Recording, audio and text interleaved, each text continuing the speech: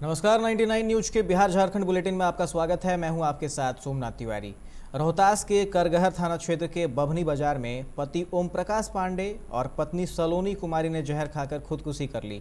दोनों ने 1 साल पहले ही शादी की थी। दोनों का दाह संस्कार एक ही चिता पर किया गया। पति के बेरोजगार होने के कारण दोनों के संबंध अच्छे नहीं थे।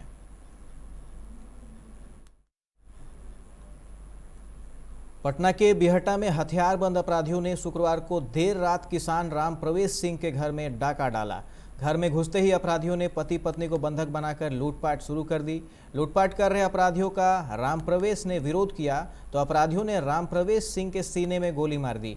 गोली लगने से मौके पर ही उसकी मौत हो गई। अपराधी 2 लाख की संपत्ति लेकर फरार हो गए। कांग्रेस पार्टी ने महंगाई के खिलाफ पटना बोरिंग रोड चौराहे से लेकर गांधी मैदान तक साइकिल रैली निकाली। रैली में हजारों कांग्रेस समर्थक शामिल थे। रैली में शामिल होने के लिए लोग साइकिल के अलावा टमटम, बैलगाड़ी और घोड़े पर सवार होकर आए थे। बोरिंग रोड से बेली रोड पर बिहार म्यूजियम के पास प्रशासन ने बैलगाड़ी और टमटम सवार लोगों को रोक दिया। इसके बाद कांग्रेस नेता नारेबाजी करने लगे। महिलाएं गैस सिलेंडर लेकर भी प्रदर्शन कर रही थीं। पश्चिम चंपारण के डीएम ने देवरुआ जहरीली शराब कांड में 16 लोगों की मौत होने की पुष्टि की है। डीएम ने कहा कि निजी नर्सिंग होम में भी छानबीन की जा रही है ताकि वहां पर इलाजरत लोगों की उचित देखभाल सुनिश्चित की जा सके।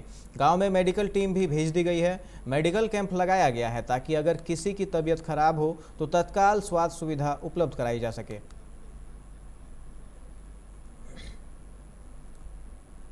ऑनलाइन शिक्षा को बढ़ावा देने के लिए सरकारी स्कूलों और कॉलेजों में छात्रों को सरकार अपनी तरफ से लैपटॉप या टैबलेट देने की योजना पर काम कर रही है। बिहार सरकार के शिक्षा विभाग ने पहले इसके लिए केंद्र सरकार के सामने प्रस्ताव रखा था।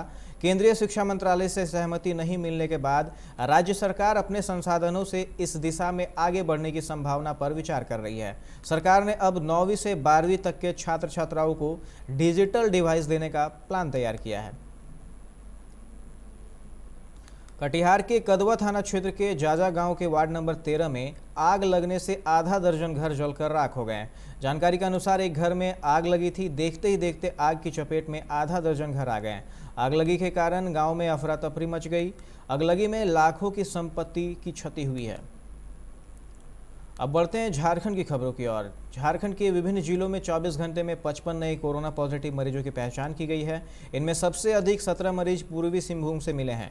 अब तक झारखंड में 340 एक्टिव केस बचे हुए हैं। राज्य में अब तक 3,46,533 पॉजिटिव मरीज मिल चुके हैं। इनमें से 3,41,077 लोगों ने कोरोना को मात दे दिया है। जमशेदपुर के मदर टेरेसा वेलफेयर ट्रस्ट के संचालक हरपाल सिंह थापर की घाघीडीह जेल में संदिग्ध स्थिति में मौत हो गई है।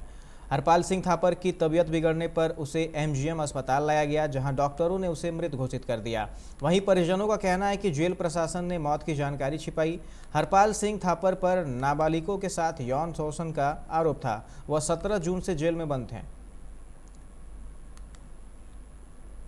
चाईबासा के गुदड़ी थाना क्षेत्र के बड़ा केसल गांव के जंगल में सुरक्षा बलों और पीएलएफआई उग्रवादियों के बीच मुठभेड़ हो गई। इस दौरान सुरक्षा बलों ने एक उग्रवादी को मार गिराया।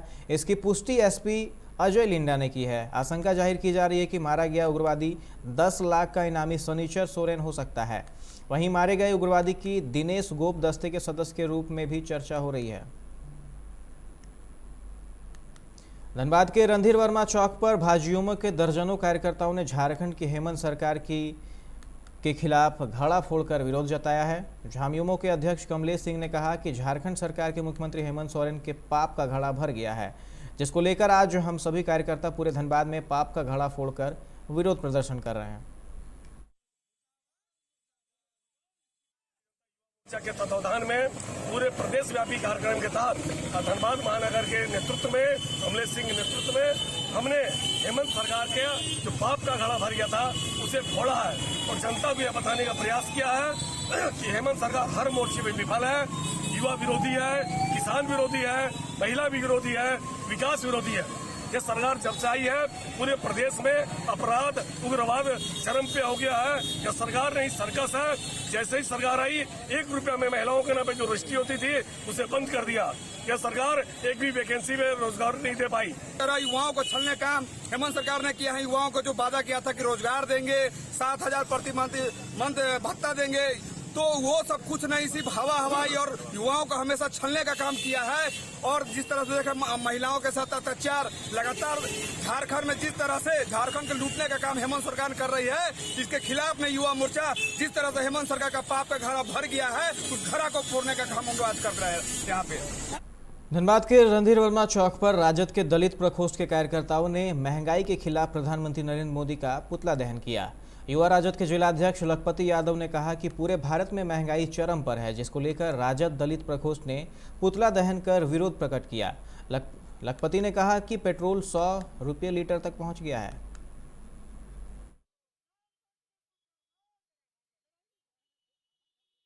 जो है पुतला दहन किया, महंगाई के विरुद्ध में है।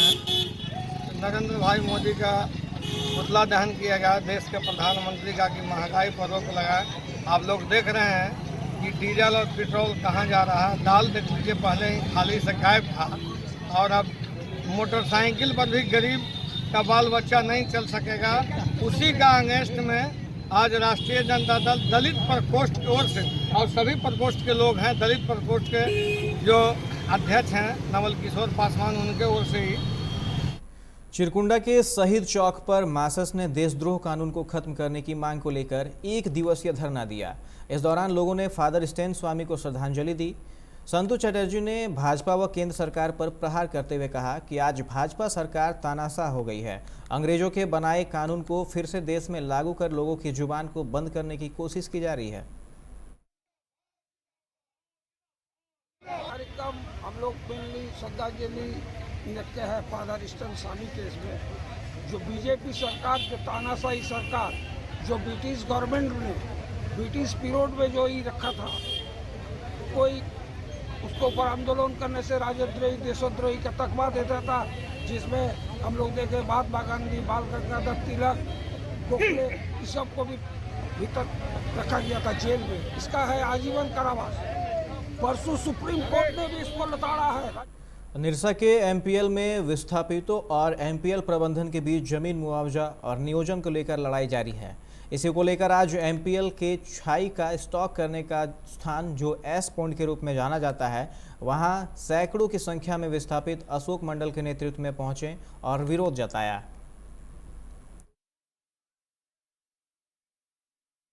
इतने विस्थापित के लोग थे, सारे लोगों को इनको नौकरी देने की बात था। आज करीब लगभग 850 से 900 आदमी को इन्होंने एकरारनामा के तहत नौकरी देने का काम जरूर किया है। इसमें भी शेष बचे लोग हैं, जो 250 से 300 शेष बचे लोग हैं, जिसका अभी तक ना नौकरी मिला है, ना उचित व्यवस्था हो पाया है। तो ये जैसा एक मांग हम करते हैं, उसके साथ साथ वर्षों पहले बात हुआ था, एकरारनामा हुआ था। ये जहां हम खड़े हैं, इसके पीछे एक तेलपेला मदंडी बोल के बस्ती है और एक पालुड्डी बस्ती है, जो दोनों ही आदिवासी बस्ती है। इसमें करीब 80 परिवार के लोग हैं, और वहां पर भी लगभग 75-80 परिवार के लोग हैं, जिसको रिहेबिलिटेट करने की बात था, लेकिन आज तक उसको रिहेबिलिटेट इसलिए नहीं कर पा रहा है। बागमारा प्रखंड कार्यालय के सभा कक्ष में पंचायत सचिवों की बैठक हुई। बीडीओ ने पंचायत सचिवों को जल्द से जल्द प्रधानमंत्री आवास योजना, आवास प्लस योजना, भीमराव अंबेडकर आवास योजना को पूर्ण करने का निर्देश दिया। बीडीओ ने इन योजनाओं के तहत आवास निर्माण में कोताही बरतने पर सख्त कार्रवाई करने की चेतावनी भी दी। वर्तमान में भी हम लोगों ने इसे रिवाइव किया है। डिसकंटिन्यू हुआ था कोविड के कारण से, अब हम लोगों ने इसे कंटिन्यू रखा है। मंगलवार और शुक्रवार प्रत्येक सप्ताह में ये 2 बैठकें हमारे स्टेक होल्डर, डिफरेंट जो स्टेक होल्डर हैं उनके मध्य में, और हमारे जो कर्मी हैं उनके मध्य में। मसलन इसमें पंचायत सचिव, स्वयं सेवक और रोजगार सेवक भी हुआ करते हैं, जो अलग मीटिंग मनरेगा की हुआ करती है। आज की बैठक में मूल रूप से हमारे प्रधानमंत्री आवास प्लस में जो स्टेट के डायरेक्शन है वो, और भीमराव अंबेडकर आवास जो खास करके नॉन सेक डाटा वाले विधवा लोगों के लिए दिए जाते हैं, उन आवासों को जिनको हम लोगों ने पर्व में दे रखा है, उसकी प्रगति को लेकर के, तथा इंदिरा आवास जो 2016-17 से पहले चला करते थे, उनकी पेंडेंसी को कंप्लीट कराने के लिए हम लोगों ने आज की बैठक रखी। इस विषय में आवास प्लस की जहां तक बात है तो उन्होंने जैसा कि स्टेट का डायरेक्शन है कि प्राप्त PWL में जो भूमिहीन श्रेणी के हैं उन्हें प्राथमिकता देना है, सर्वोत्तम।